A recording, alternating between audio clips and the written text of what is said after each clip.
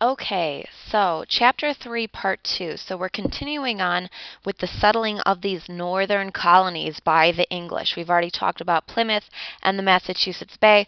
We're going to continue to look at some of these New England colonies, but move into some of the middle colonies as well, such as New York, New Jersey, Delaware, Pennsylvania, etc. So this is Part 2 of Chapter 3.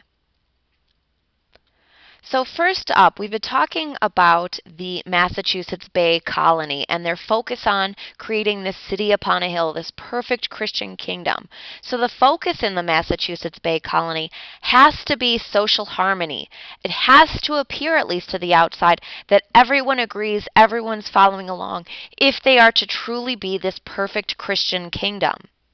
So that means there can't be anyone that is against them or at least challenges their authority, or else God might be angry with them for not creating this city upon a hill, this perfect Christian kingdom. So, for some of these groups, such as the Quakers, who we'll talk about in a second, this is a religious group. They were flogged, expelled, executed even, because they didn't fall in line with that Puritan idealism. Now, two major people you absolutely need to know when it comes to the Massachusetts Bay that did not fit this perfect idea of this society. First up is Anne Hutchinson. Now, she is obviously a woman. Anne Hutchinson really went against the established Puritan or the established Congregational Church, jump-starting what was known as the Antinomian heresy. This is kind of a slur against them. Now, Anne Hutchinson, she obviously believed in predestination, but she was very much against some of the ministers within the Congregationalist Church and some of the sermons that they had been preaching, namely about good works and that through good works God might notice you, etc. So she basically said, if God says we are predestined to go to heaven or hell, then I don't necessarily need to follow what you're telling me to do on earth. I'm following God's law. And by challenging the authority of the Congregationalist Church, she was put on trial for her heresy, for going against the Puritan Church, and eventually banished. Her family was expelled from the Massachusetts Bay, which for them meant death. They were killed in an Indian uprising in New York a couple years later. For simply challenging the authority of people like John Winthrop. Now, another man that challenged the authority or challenged some parts of the Massachusetts Bay was Roger Williams, also very important. He absolutely was a separatist. He wanted to break with the the Anglican Church, but he did have some problems with the way that the Massachusetts Bay Colony was set up. Namely, he challenged the charter that they had, that agreement that they had. He believed that the land had been stolen from the Native Americans. So he said, you know what, we should pay these people for the land that they took. Obviously, that doesn't go over very well with people like John Winthrop and the like. Also, he said there should be separation of church and state. He said that the civil government or the regular day-to-day government should have nothing to do with the religious part of the colony. And so for his heresy or for his challenging, he was also banished in 1635. However, for Roger Williams, things were pretty good. They worked out a heck of a lot better than they did for Anne Hutchinson. In 1636, Roger Williams, along with several of his followers, fled the Massachusetts Bay Colony and established, with the help of some of the local Native Americans, a Baptist church at what will become Providence, Rhode Island. He established this new region or this new colony of Rhode Island. And in Rhode Island, everyone was welcome. True religious freedom. Absolute separation of church and state here in Rhode Island. He did not require people to take religious oaths. He did not require tax money to go towards his church, and he did not require mandatory church attendance. And so Rhode Island became very, very popular with lots of different types of people. All sorts of religious denominations, ethnic groups came to Rhode Island in order to truly find religious freedom. Now, for those people living back in the Massachusetts Bay Colony, they kind of looked down their noses at Rhode Island, calling it a sewer, simply because all of these people were welcome. Rhode Island officially received a charter from the king in 1644, and everyone, like I said, was welcome in Rhode Island. So another growth of the New England colonies. Here is a picture, this is obviously an artist's rendering, of the trial of Anne Hutchinson, where she was questioned by such people as John Winthrop on her beliefs for the Puritan Church. And also, this is a map from your book that is showing Massachusetts Bay and the growth not only of Massachusetts Bay, but of the other colonies that grew in the New England region. Obviously, we see Plymouth in there, which will later be absorbed by the Massachusetts Bay. We see the growth of Rhode Island, established obviously by Roger Williams, and the growth of the Connecticut colonies, namely at Hartford and New Haven as well, and Maine, which was also part of the Massachusetts Bay. All right, now, beyond just their own English people living in the Massachusetts Bay, the English living in New England had problems with local Native Americans. Well, when they first arrived in New England, similar to what we saw with the Spanish, many of the Native American tribes were already dead from the diseases, smallpox, etc., that had made their way up the coast from the Chesapeake Bay region, fishermen and whatnot, bringing these diseases. And many of these Native Americans never actually saw a white man, but were died, I guess, by these diseases that they caught, like smallpox. And so when these English arrived in the New World, they were faced with lots of open plains, lots of open fields, because the Native Americans had already died. So there was somewhat of an easy transition for them in.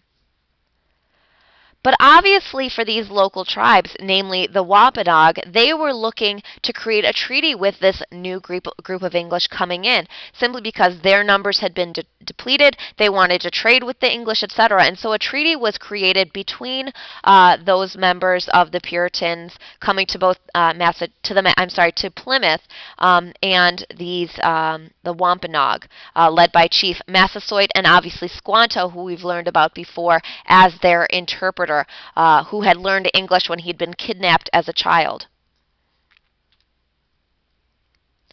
And things were great for the first several years. We talked about that Thanksgiving once again. But as more and more settlers came to the New World, these relations became extremely strained because the white settlers wanted more and more and more land.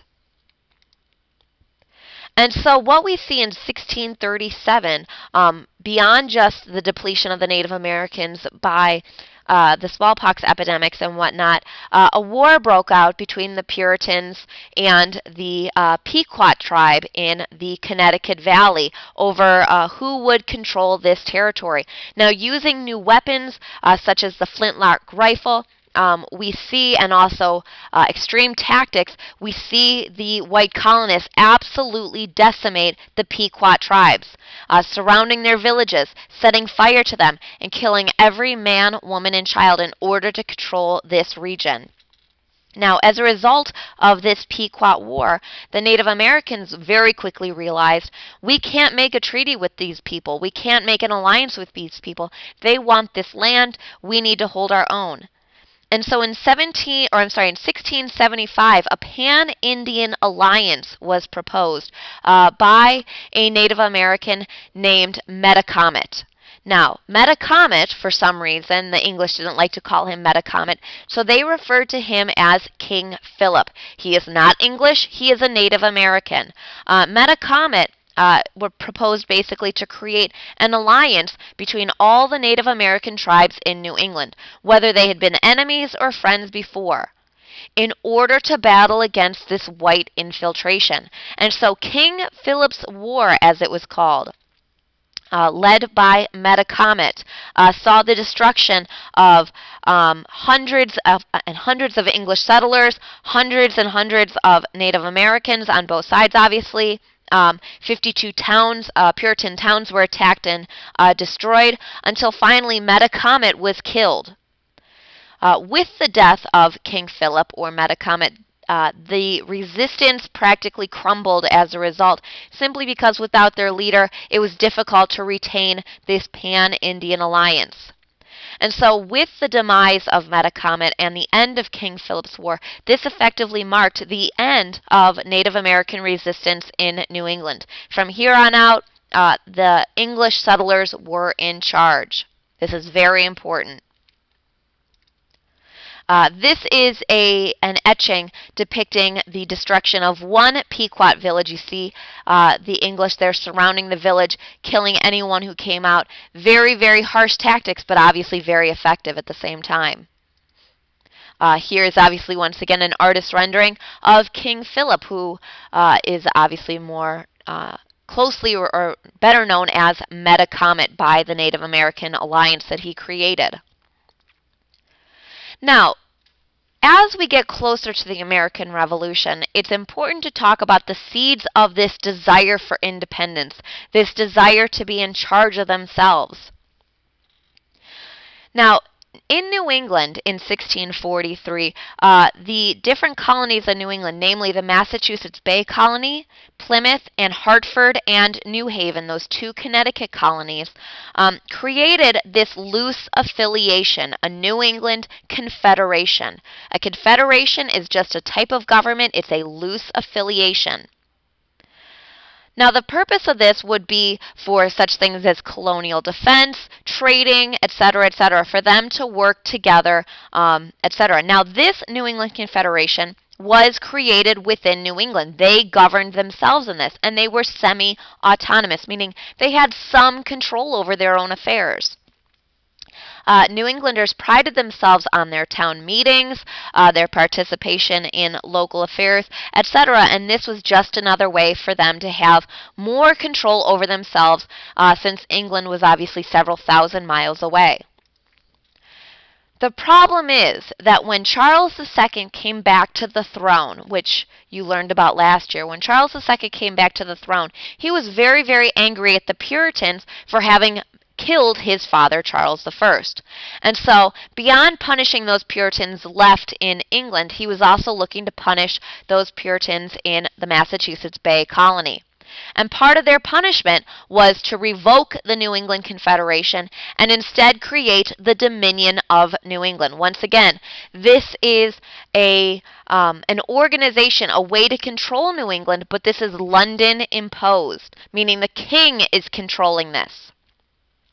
And the focus here is on enforcing these navigation laws. Now, the navigation laws are part of this economic policy of mercantilism.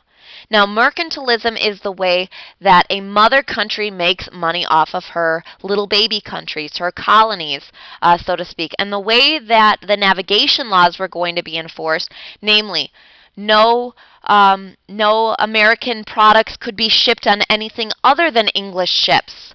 Any stuff going to the American colonies had to go through England so a tax could be imposed. So the navigation laws are really just a way for England to get a cut of the money that the American colonies were making. And so in order to enforce these navigation laws, Charles II sent over Sir Edmund Andros in order to administer to the Dominion of New England. And he was very, very harsh. He did away with these town meetings. He took away their ability to govern themselves. He restricted the courts, etc. And the people of New England did not really like Sir Edmund Andros one little bit. But lucky for them, they didn't have to put up with him for very long, because back in England, political problems were occurring once again with the government or the king's government. And the Glorious Revolution came about when a new king and queen came to the throne. William and Mary came to the throne during the Glorious Revolution. And when William and Mary came to the throne in the Glorious Revolution, they did away with the Dominion of New England. They captured Sir Edmund Andros and put him in jail. And they started to relax these navigation laws. Now, they didn't do away with them, they just relaxed them. This period is known as salutary neglect. Now, even though the navigation laws are still on the books, They kind of turn their attention away from the American colonies for the time being. They're not really paying that close of attention, thus allowing New England to have some control over themselves again. Nowhere near what they had experienced under the New England Confederation, but some control as a result of this period of salutary neglect.